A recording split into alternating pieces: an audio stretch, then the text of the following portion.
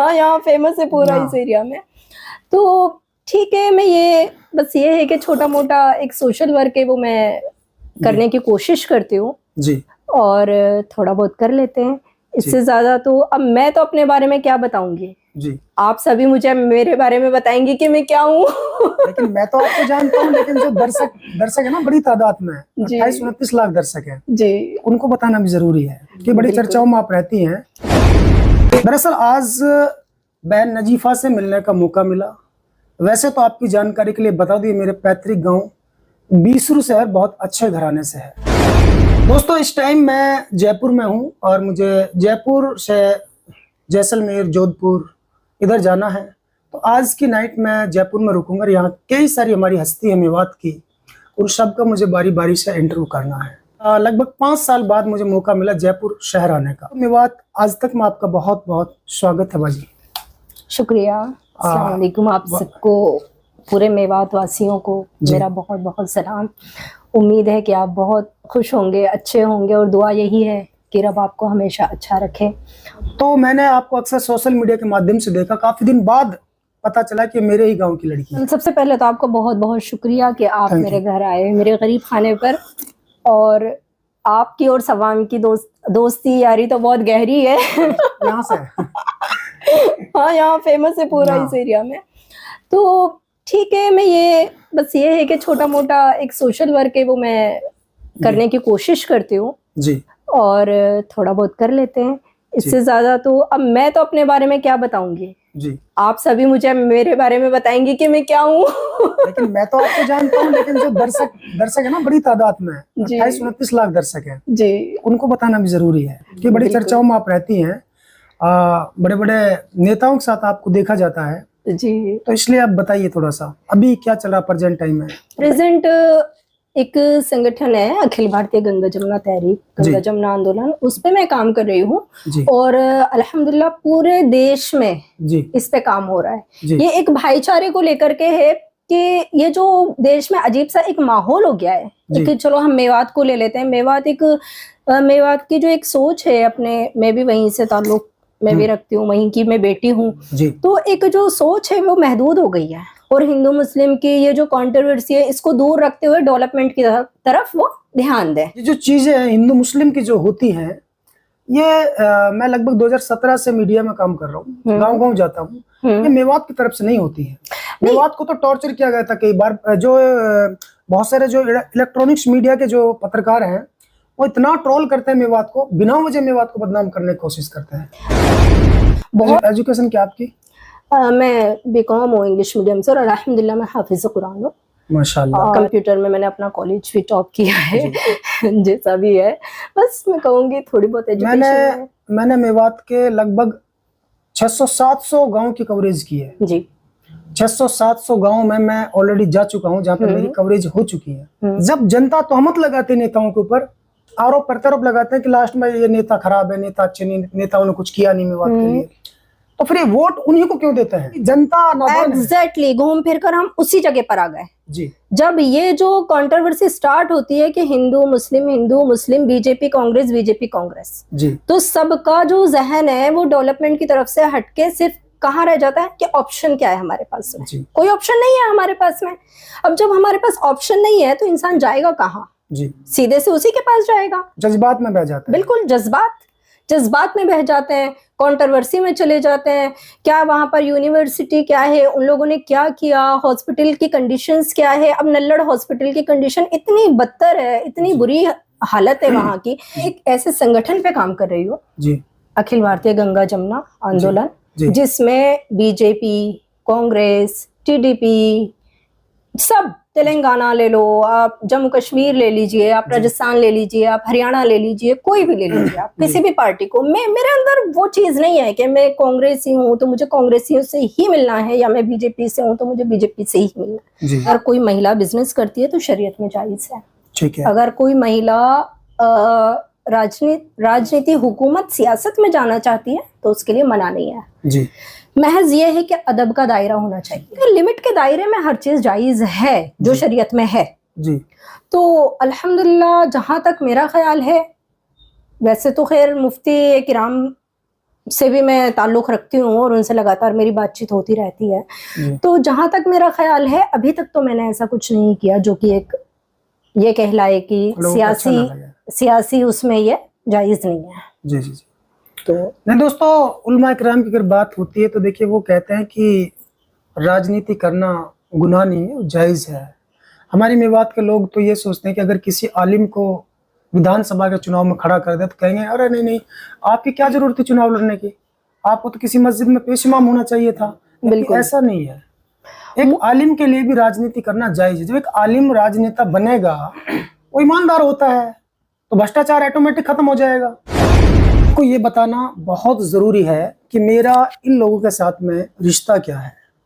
पहली बात तो ये कि मेरे पैतृक गांव से हैं, मेरे बहन भाई की तरह है मेरे लिए।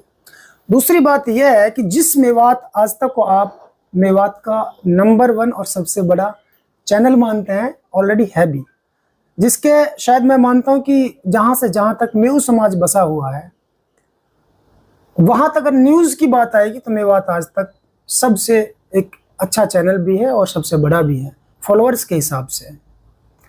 तो दोस्तों, जब मैं 2017 से पहले गज़ल और कव्वाली गाता था तो मेरी एक कव्वाली लॉन्च हुई, बाल कटन का दौर चला अब बच के रहियो लाली।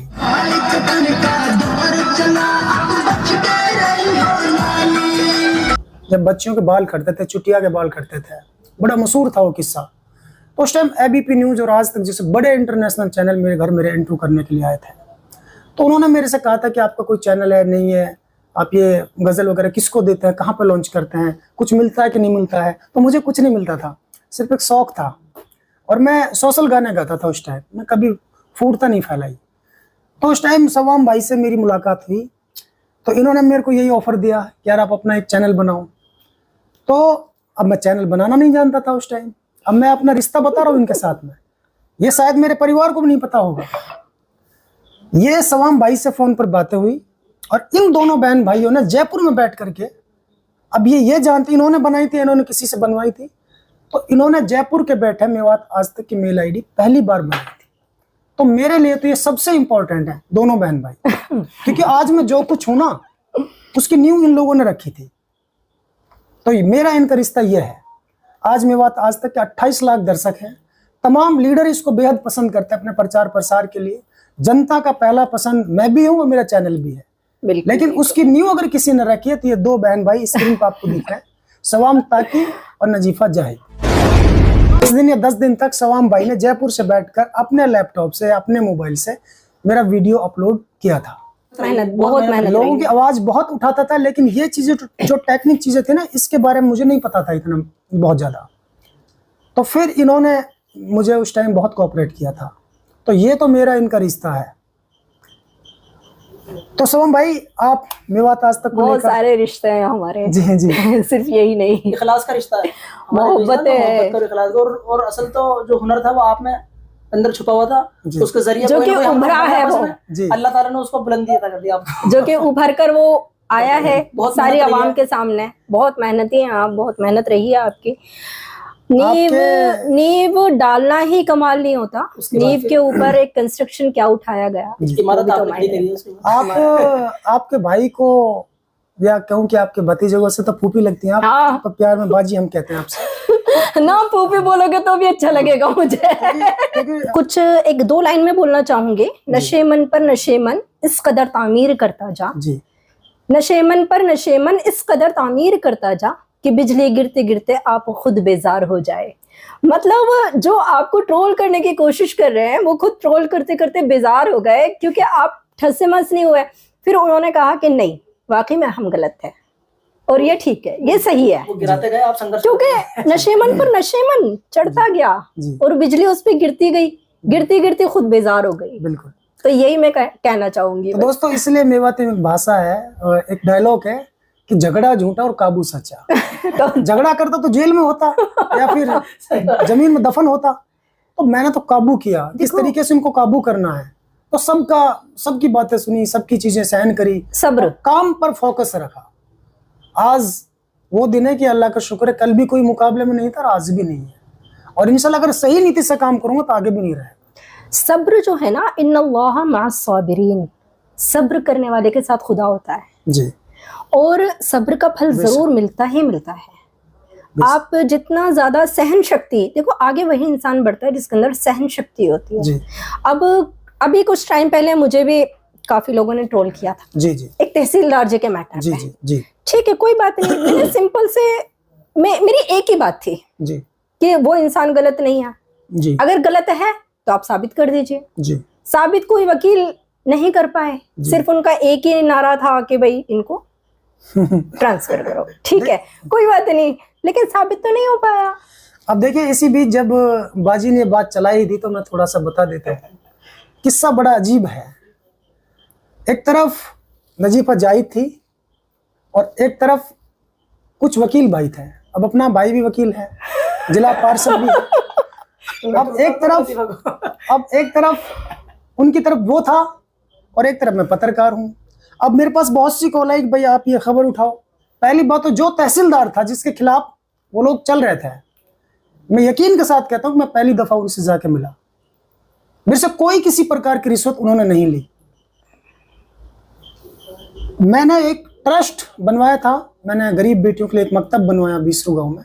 फिलहाल 90 गरीबों की बेटियां, किसी के पिता का हाथ कटा हुआ है, किसी के माँ बाप नहीं, इस तरीके की बच्चियों को वहाँ पे मैंने दाखिला कराया है। और कुछ गाँव की बच्चियां हैं, वहाँ पे वो फ्री एजुकेशन प्राप्त कर रही है मेरी तरफ से।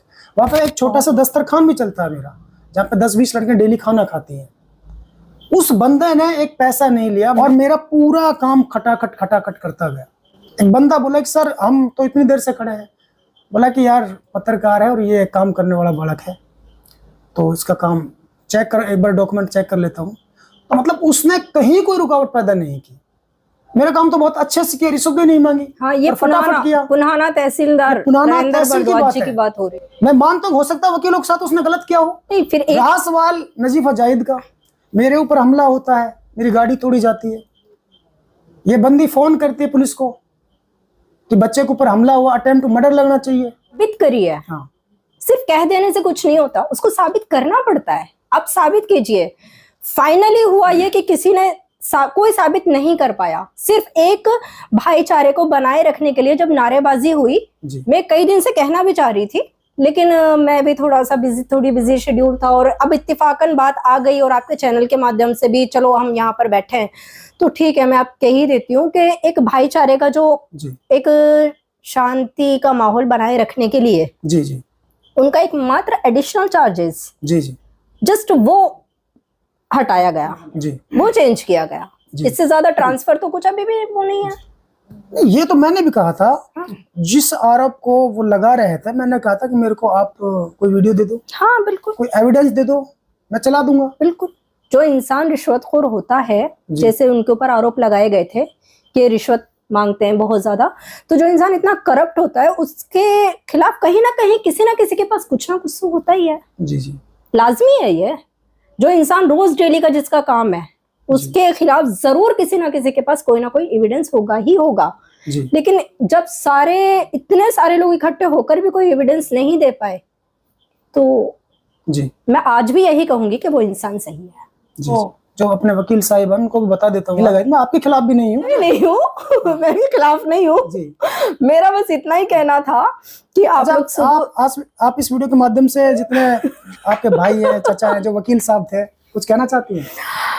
देखिए, अगर उनको लगा है कि मैं गलत हूँ और मैं उनके खिलाफ खड़ी हुई थी तो ये सोच उनकी गलत है। जी, मैं यही कहूंगी कि मैं कल भी आपकी बेटी थी, आपकी बहन थी, आज भी मैं आपकी बेटी और आपकी बहन हूँ और मेरा समाज मेरे लिए सर्वोपरि है। लेकिन जिस इंसान के ऊपर आरोप लगाए जा रहे हैं, अगर उनके खिलाफ कोई सबूत नहीं है तो मेरा शरीयत और मेरा मजहब भी यही कहता है कि सबसे पहले मैं इंसाफ के साथ रहूं। जी बिल्कुल, यही मैंने सीखा है। मेरे मरहूम दादाजी हाफिज सुल्तान साहब के सिद्धांतों पर मैं चलने की कोशिश कर रही हूँ और यही मैंने सीखा है। और आगे भी उनकी एक इमारत है बीसरू गांव में, जिसको बहुत संघर्षों से उसकी एक एक ईंट हमने लगाई है और सबका योगदान रहा उसमें। मेल आईडी को आपने बनाया या आपकी सिस्टर ने बनाया, आपने बनाया, आज वो मेल आईडी न केवल मेवात आज तक है, बल्कि उस मेल आईडी की वजह से आज निदाय मेवात के नाम से एक इदारा भी कायम हो चुका है। लगभग 90 या 100 के दरमियान बच्चियां शिक्षा प्राप्त कर रही हैं। न केवल उर्दू, अरबी बल्कि आधुनिक पढ़ाई भी उस मकतब के अंदर चालू है। अच्छा। तो क्या कहना चाहते हैं भाई आपके? मैं मुख्तसर में एक ही बात कहूँगा। सबसे पहले तो शुक्रिया मेवात आज तक का और अरशद भाई का।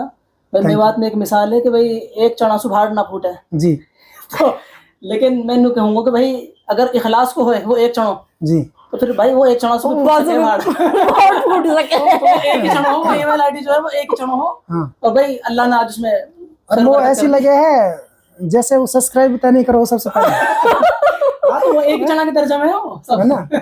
तो भाई सबसे पहला सब्सक्राइबर मेरा सवाम भाई है। यही ने मेल आईडी बनाई और यही ने सब्सक्राइब करो पहले, ठीक है? और दूसरा सब्सक्राइबर दूसरा सब्सक्राइबर में हूँ, तीसरा सब्सक्राइबर अरशद है। एक इमाम एक मुख्तदी नमाज हो जाओ। खैर दोस्तों, आज नजीफा बाजी से मिलकर बहुत अच्छा लगा।